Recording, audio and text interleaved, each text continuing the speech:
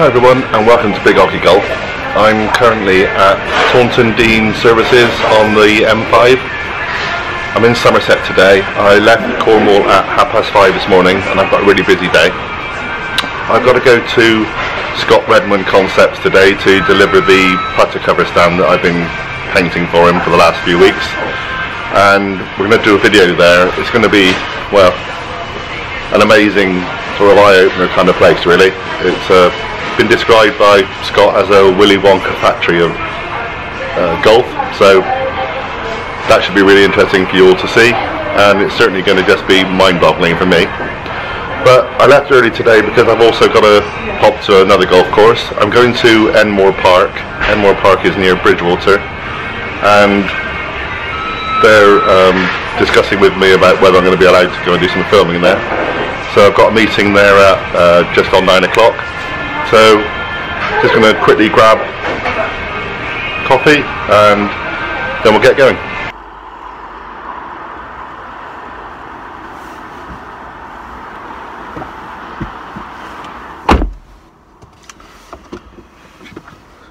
Now, Enmore Park is reputed to be one of the best championship courses in Somerset, and it looks really good, I have to say. It's certainly a parkland course from the look of it. There's going to be trees, which is something I'm not used to, and it's situated on the Quantock Hills. So I've got an appointment in about half an hour, and it's going to take me about that to get there. So let's hook up the sat nav and I'll see you when I get there.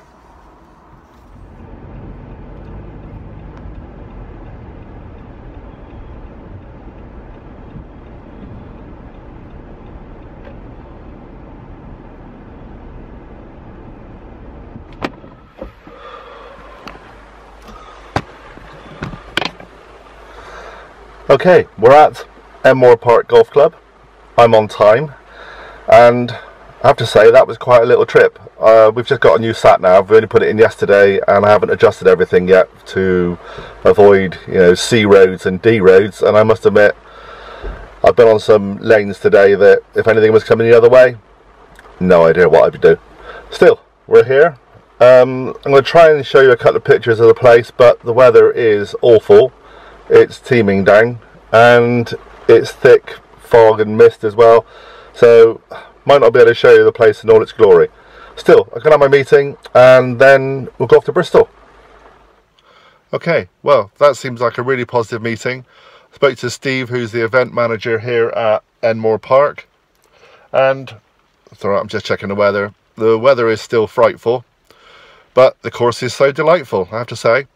And I think certainly as the season progresses, this place will just change out of all recognition. The different seasons will come, and with all these amazing trees and fantastic parkland, the place is going to look beautiful. Today, as I said, it's been rather wet and foggy, but I've managed to take a couple of pictures off one of the tees just to show you a glimpse of the place, but use some more imagination and add a lot more colour. So I'm hopeful. I said I'll know in a couple of days once it's gone through to the committee and make sure that everything's been passed. But with a bit of luck, we'll be using Enmore Park as one of the locations for the Around with OGGIE golf series. And so I'll be inviting a few people to come and play me here in Somerset. So now off to Bristol, off to see Scott Readman and take a look at the wacky world of Scott Readman Concepts. Okay, it's pretty windy.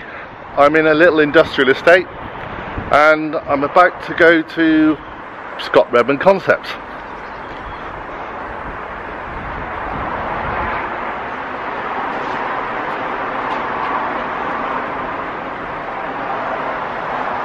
Now, I've been told it's a bit of an Aladdin's cave. I've got the commission and I've got pasties. Let's go and take a look.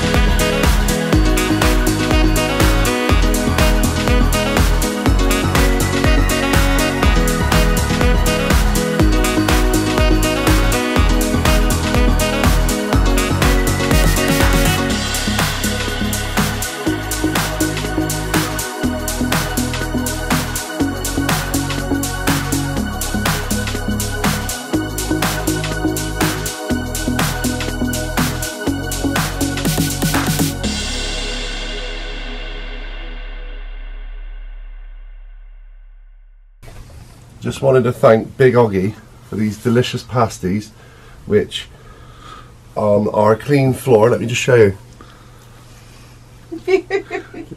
I'm afraid they are a bit on the flaky side. Emma's gone mad because of the floor. Damn good pasty though. You do realise everyone's going to expect pasties everywhere I go now, don't you? Well, you're going to go and play around with OGGIE, yeah, and bring some pasties with you. You've got to have Big OGGIE in. You could be sponsored by the pasty shop though. Yeah, I get a sponsorship by the pasty shop. If Philps want to sponsor me, you know, let me know. Free to contact Big OGGIE Golf. Philps Pasties, best in the world. You should sponsor Big OGGIE. These things are dirt lush.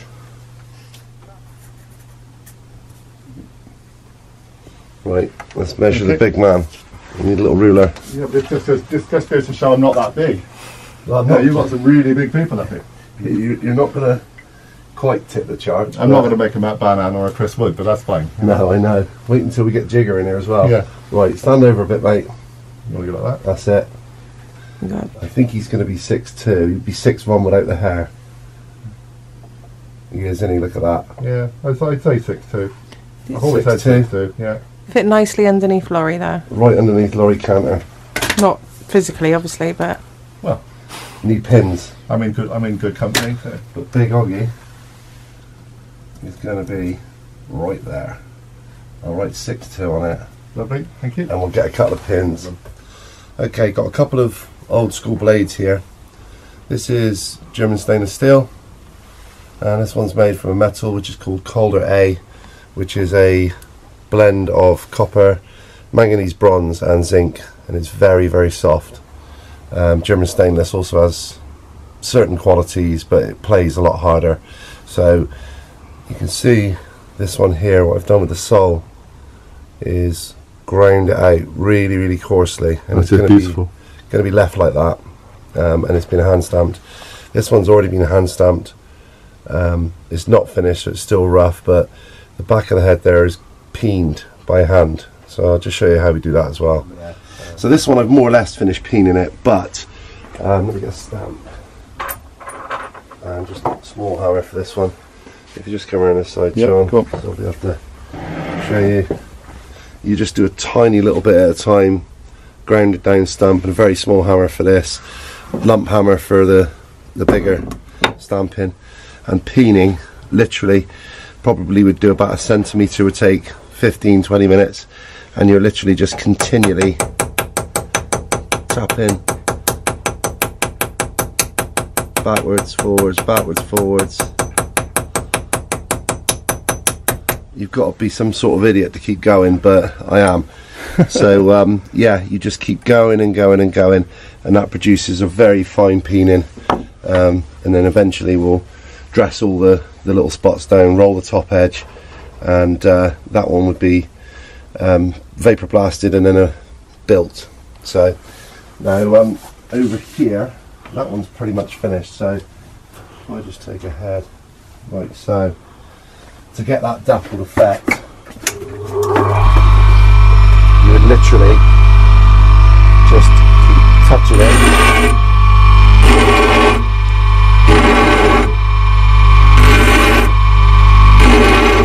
Just very finely changing the angle, so as you get these sort of marks. Yep. And you just keep going and going.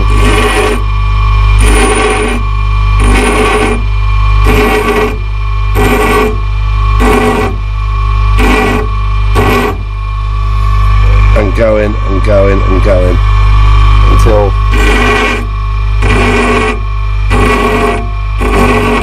the whole of the head is covered in those teeny little marks that you can see.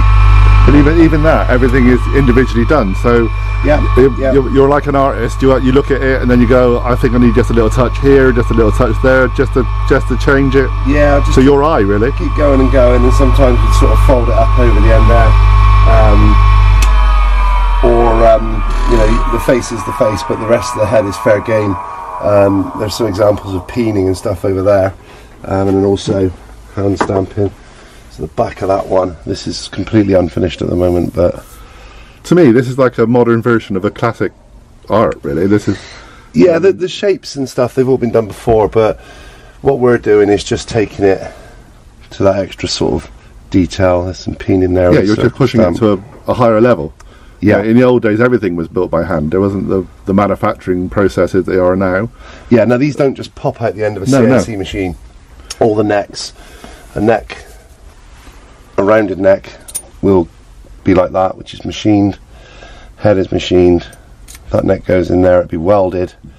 And then I would shape the neck, putting in any amount of offset, half shaft, full shaft, quarter shaft, whatever the player wants. Create the lie angle, and I can also make them face balanced or put a load of toe flow on just by changing the shape of that neck, either moving it forwards to create sort of more face balancing, or just laying it up and back if a player wants more toe flow. So there's a lot of work in one like that. Not so much work like that, they're heavily CNC, but even so I would still take to it after.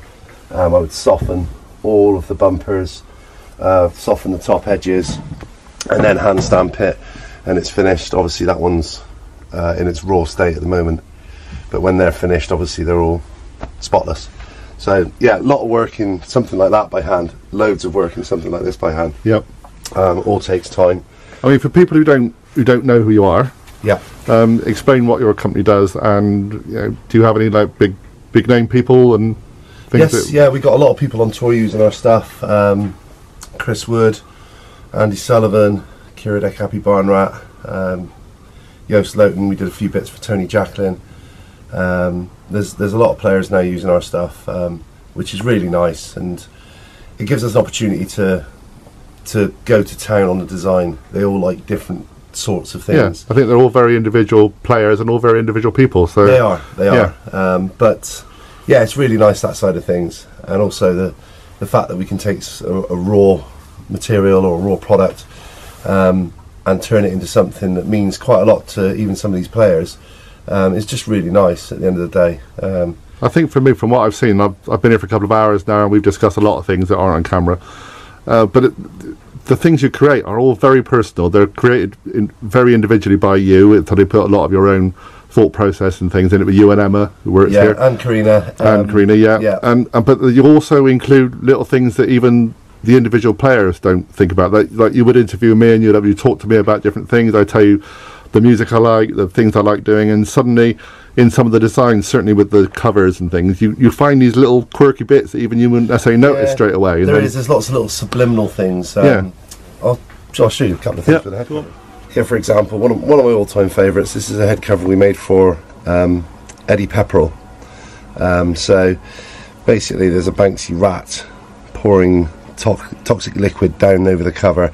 Eddie's known as the Owl on tour. We didn't really want to put an owl on this one, but we wanted something in there. So as the liquid goes over and pools and goes down, you'll actually see owl spelt out in the liquid. So it just looks like it's pooling, but there it is. Really sort of funky, bright, modern. But there's little subliminal touches like that in a lot of the covers that we do for the players, no matter what it is. No matter who the covers are for, we always try and come up with something which is just different. Yeah. Just whatever it is, the vast array of sort of fabrics we use. We never stay still for long. Yeah, I've got to say, I love the fact that you're using tweed, you're using kimono silks. I've seen some really crazy pieces of cloth today. Baby grows. I saw those the other day on Instagram, and that's just sublime, isn't it? I didn't know I was such a personal idea. Yeah, that was my Christmas present, basically, right under my nose. It's 2 baby grows from my kids. Robots and stuff was my little boy, and the pink flowers is my little girl. So the cover's split right down the middle, and yeah, to me personally, I just think that's as good as it gets. Don't want to use it now, that's the only thing. Absolutely, that's the thing, yeah. But yeah, so no matter what it is, we're always trying to find something just a little bit different. We did a whole bunch of head covers out of a race suit, a fire suit for a NASCAR driver. Also probably one of the best putter makers in the world, a guy called Gene Need. He sent over the whole fire suit, we took it apart and turned it into 20 different head covers with NASCAR style branding like all over it. Amazing. That was a great little project. This is the last 2 here. These were 2 of 6 head covers that were made from my jeans from about 20 years ago, last time I fitted in them. There was one pair of Levi 501 bucklebacks that were worn to death. Took them apart. That's actually a whole pocket there on that one, with a little red tab. That's the buckle off the back, the old Levi's logos, handmade tags. Each one was numbered, and the number appears in a different place. That's number 1, that's number 6. So yeah, just again, never been done before, probably never been done again, but just really cool and completely different. That's exactly what I like about your stuff. It's always small production. It's always individual production or just very small scale limited editions. Yeah. And so everything's different. It's not a completely mass produced product. We're always thinking of something different. If I just step behind you and grab that last one there. We talked about these earlier. This was I think it was 15 head covers we made from the actual army fatigues that are worn by the 21 Signals Regiment. So we had 2 jackets and we turned them into British Army head covers with the logos on, stencil style embroidery, and of course the Union Jack. And everyone has got a little loop on the end, and we make dog tags with the person's name on it and their details, and the little dog tags hang right off the end of that cover. We did 15 and that'll be it. We'll never do them again. So it just keeps it really limited, and like I say, the ideas are constantly changing. We're always waiting for the next challenge. Which is good. Yeah. I'm in. I know you're taller than me, so you've got to fit you in. Okay, so hopefully you've had a little look around Scott Readman Concepts workshops and seen all their different putter design covers and all their putters and, well, all their bespoke stuff. They just do amazing things here. And I was told that it's a bit like a wacky workshop, and it is. They come up with amazing different ideas, and they put it into motion, and they put it into production, and from crazy things come brilliant pieces of work. So I've been speaking to Scott. He's given me some lovely things that we're going to be giving away on the channel as well. And Emma's a bit camera shy, so you won't see her. You might see the back of her head. Oh, quick you go. I'm also on the tall and the small wall, so I'm fairly tall, but You're in 5th place. I'm in 5th. 5th is fine. I'm Mr. Average. I'm acceptable for 5th. But we're going to revamp the Big OGGIE Golf logo as well. So we're going to be working together for a while, and then when that's done, I'll come up and do another film of that, and hopefully you'll see some Big OGGIE Golf merchandise as well that we'll be working together with Scott. So thank you very much, Scott. You're welcome, mate. Absolute pleasure to meet you. Thank you for the pasties. Always bring pasties, yeah. And the door's always open, so lovely. Thank you very much. no worries. Okay, see you all again soon. Bye for now. Thanks for watching. This one was made specifically for the USPGA at Whistling Straits. British Bulldog, obviously playing in America. Woody took it out with pride. Bring it on, Babber.